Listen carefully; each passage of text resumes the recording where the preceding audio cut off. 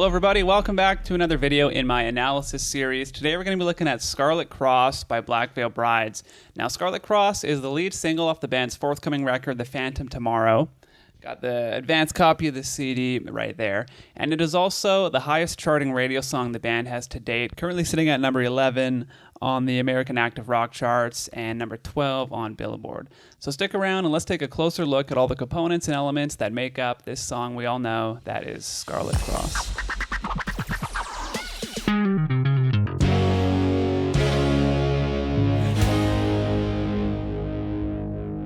Okay, so we start right off the top with the riff. We're in drop C tuning for this one, if you're curious. I'm going to play along with the track, and then we're going to talk about it in further detail. All right, here's how it goes.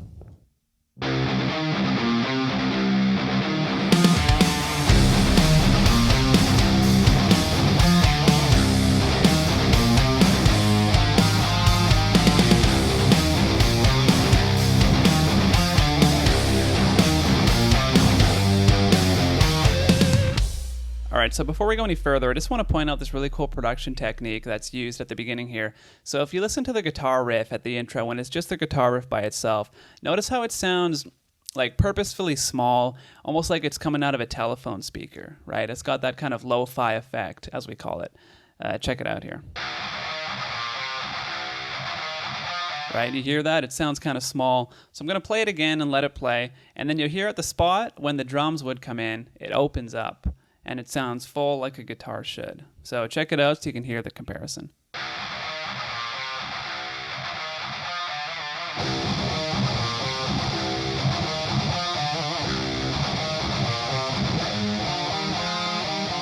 So there you go. And this is a really common production technique used in modern music, right? And really what it does is it just allows us room to grow, allows us room to take the music. And the way we achieve this sort of lo-fi telephone sound is that we remove all of the low-end and high-end frequencies from the frequency spectrum on the track, leaving us with just the mid-range, and it gives us that effect. So I'm going to teach you guys how to do this. Check it out. I'm going to open up an EQ here on the track. So if we go to this spot in the song that has the regular guitar, like the fully open guitar, and let's remove some of the frequencies here. So let's cut some low frequencies. Let's go to about 500 or so, removed off. And then on the high end, let's go to about 3,300 hertz or so. And that leaves us with just the middle section. Now, check it out. When you hear this played over top of the full riff, it should theoretically sound just like the intro did. So check it out. Right, so that gives us that lo-fi sound. Now, if I deactivate this EQ, you'll hear once again how the guitar sounded originally without the effect. There you go. So yeah, really cool production technique, and basically it just allows room to grow, right? Because at the beginning of a song, there's nothing to compare it to. Everything's going to sound great. And so if you kind of save those frequencies for a bit later on, it just gives you a place to open up to, and it makes things sound massive when you do add those frequencies back in. A really good example of this that I love is the song Black by Pearl Jam. So the intro is lo-fi and then it opens up and it just really sounds good. So check it out in that song if you want another example. But yeah, this is something that we use a lot in modern day productions, and it really is a great way to just kind of add another dimension to the mix. All right, next let's talk about the drums in the intro here. So coming out of the lo-fi sound into the full bit, there's this cool drum fill, da-ga-da-ga-da, which you've probably heard a million times. Let's check it out.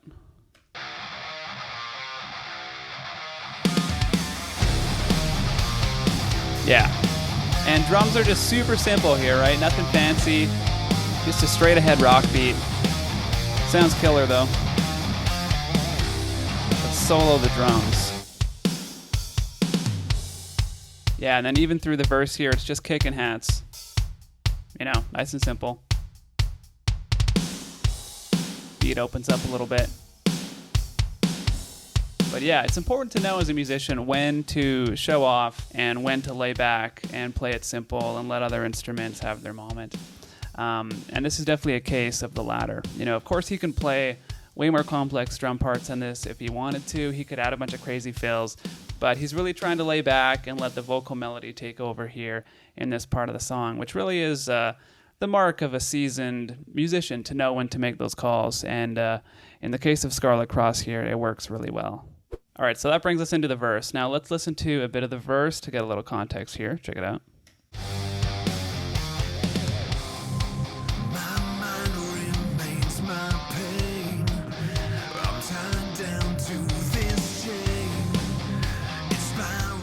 All right, so the guitars are still going strong here with that heavy drop tuning sound. We got a bit of this.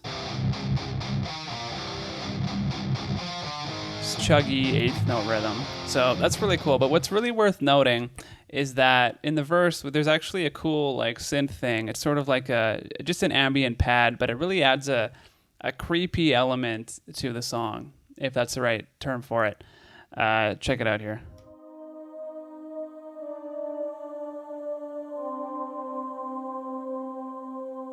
Then halfway through, add in this sort of glockenspiel bit.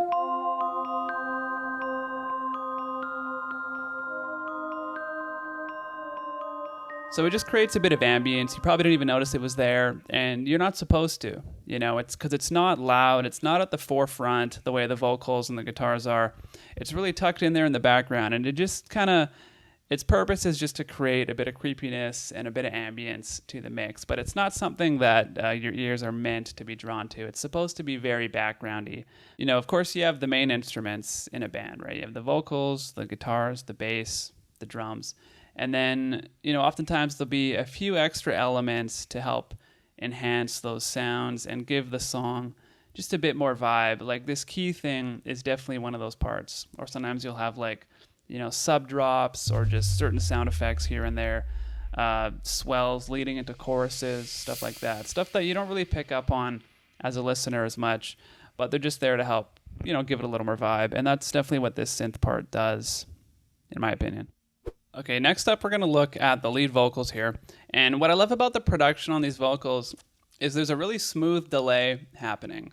There's a really nice echo effect. So I'm going to play the vocals soloed here. And you'll hear there's just a really nice echo happening on it that it just creates an ambience, right? It makes it sound as though he's singing it in a church, like a big cathedral or something. And of course, recording this, he was just singing in a vocal booth in a recording studio. But when you add on that echo effect after the fact, it creates an ambience and kind of makes it sound as though he's, yeah, like he's singing in a cathedral or something. So check it out. You'll hear what I'm talking about. My mind remains my pain. I'm tied down to this chain.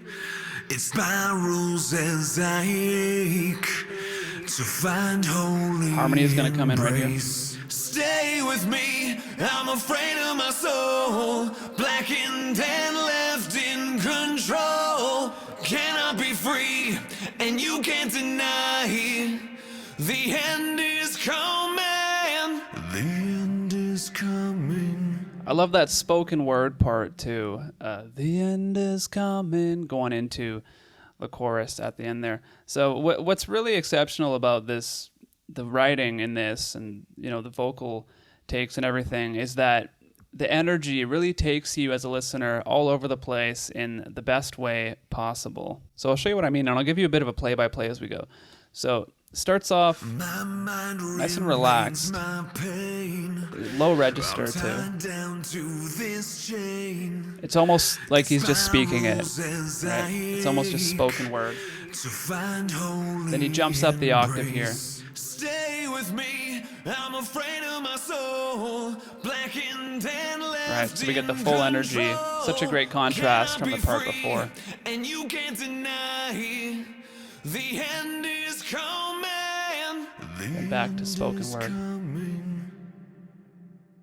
So yeah, it's like we get low, high, and then back to low. And as a listener, it really is a trip, and it really helps, you know, maintain that interest. And it's just sung so well. And yeah, it's just one of the many components that make up the reasons why this song is so widely listened to. Okay, we're gonna look at the pre-chorus now. And the pre-chorus is super short, you know, it's literally like 2 seconds long. We just heard it a minute ago, but let's hear it again right now. It's just that part that goes, the end is coming.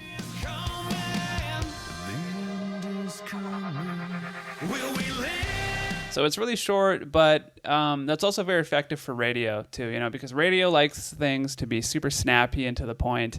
And, that's partly why the song's doing so well is because of that. It really propels into each new section without dragging on too long. But even though it's so short, there's some really cool elements here. One of the ones I want to point out is this neat impact sound effect. So check this out.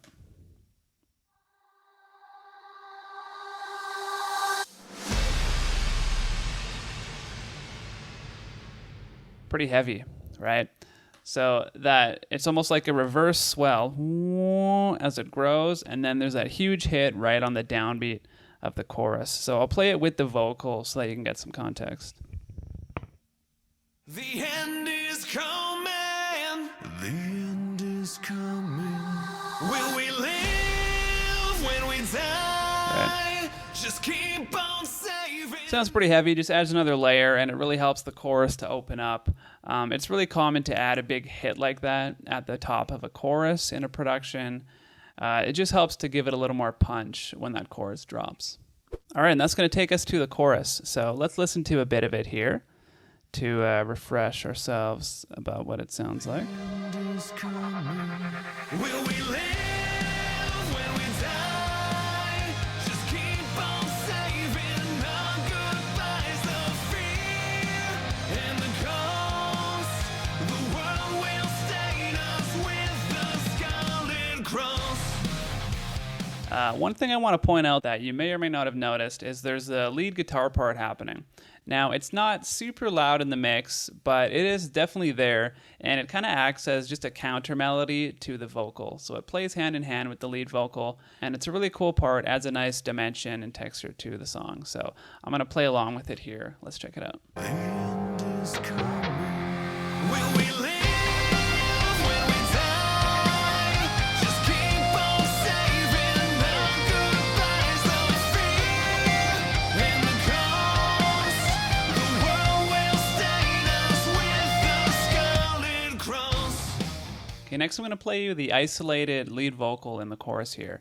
And, he's got so much character and personality in his voice, as we all know. And again, we have the delay, the echo happening on this too. So check it out.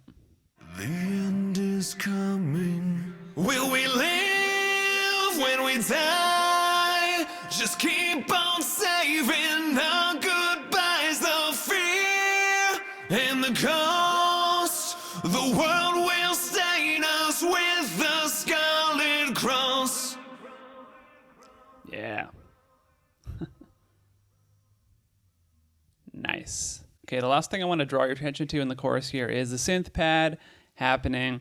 Again, this is really quiet in the mix, just there for added vibe, but it's a pretty cool sound, and it's I'm sure it's just a stock synth plugin or something, but it almost sounds like one of those like wooden flutes that you'd blow into. So check it out.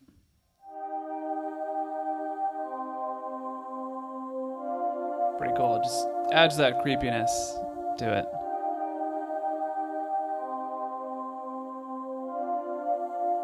Yeah, so just adds another layer to the chorus, and sounds pretty cool. Okay, so the first chorus ends there. However, the second and third choruses have a extended gang vocal section as a post-chorus in true Black Veil Brides fashion, right? So let's hear what that sounds like. Stain us with the scarlet cross.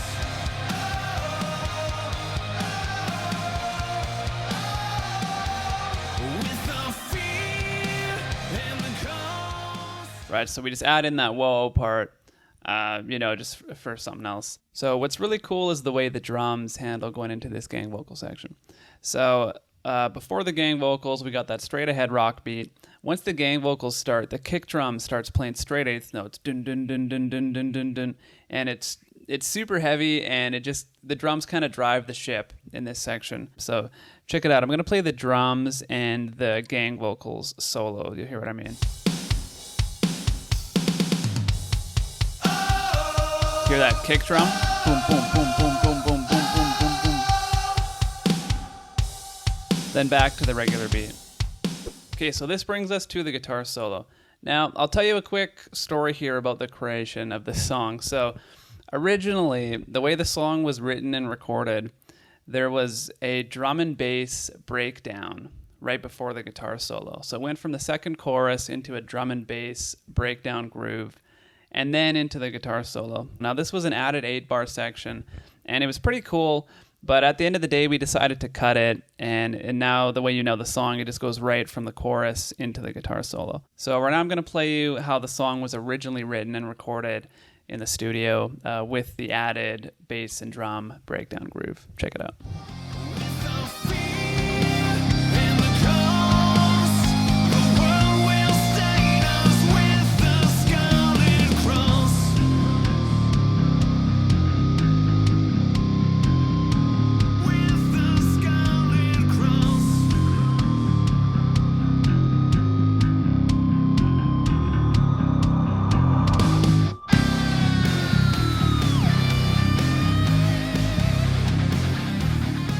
So yeah, we ended up removing that part. I remember we had a band email going, and we all voted on whether or not that part should stay or go, whether or not it, served a musical purpose to the song, or if it was best without it to just keep the momentum going.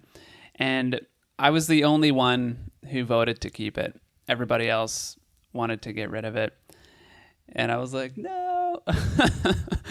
And I can't pretend that I'm still not a little disappointed by that. But at the end of the day, I got to give it to the other guys. And, I guess they did make the right call, because the song is doing really well now. It's the biggest hit the band has had so far to date. So, I guess all the right decisions were made in the end. But yeah, I can't pretend that I'm still not a little disappointed by that, because I think it's a pretty cool section. But yeah, at the end of the day, I guess it was the right call. So now we go right into the guitar solo, and let's talk about the solo for a sec. It's hands down one of my favorite Black Veil Bride solos ever recorded. I got to hand it to Jake Pitts. He did such a great job on this, and from a purely compositional point of view, it really serves the song so well, and there's some excellent whammy stuff. Like, it starts off with that kind of like whammy thing. I can't sing it, but anyways, I could talk about it all day. Let's just listen to it, and I'll let the solo speak for itself. Check it out.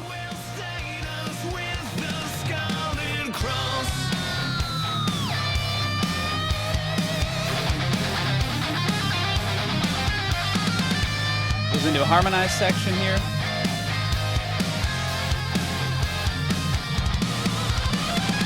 Then it goes back to one guitar.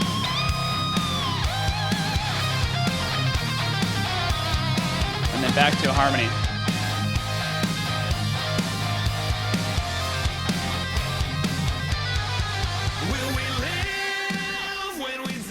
Pretty sick, right?